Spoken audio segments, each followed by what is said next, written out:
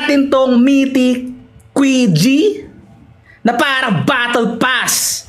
Okay, sama mo na din yung 3-line sniper na dream skin ng mga SR main ngayon, main. Okay, skip na natin yan. Let's go! Okay, bilisan natin to kasi dalawang part to eh.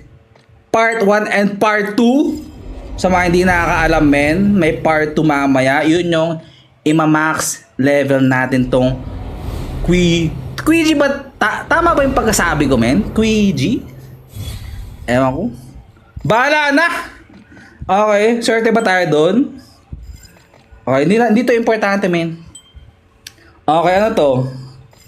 Picture? Parachute? Hindi natin kailangan yan, men. Uy, ano to? Ano to, men? Parang angas na ito, ah. Sheesh! Men, totoo to? Ang ganda! Ang ganda, men! Legit! Ano yan? Ano yan? Nagpapahangin ka? Okay, swerte ba o masyado tayong mabilis? Let's go!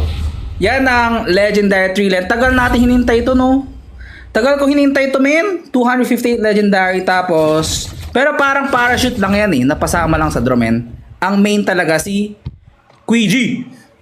Okay. Yung 3-line, parang parachute lang yun napasama sa draw. Okay. Focus tayo kay Quiji. Hindi pa tayo tapos. Skip natin yan lahat. Part 2. Ito yung medyo mahirap. Naka-confuse. Kasi ang daming pipindutin. Pero pindutin mo lang tong 990 na yan. Okay. Hanggang sa... Ilan ba kailangan? 2,000? Medyo boring pero worth it. Ayan o, batch upgrade. Pwede pala siya i-batch upgrade para isang pindutan na lang. Bam! Max level na lahat. Ngayon ko lang nalaman yun ah. Tingnan natin kung malupit ba talaga tong 3-line legendary. Okay, tsaka yung Quiji. Tingnan natin emote niya, men. Okay. Okay.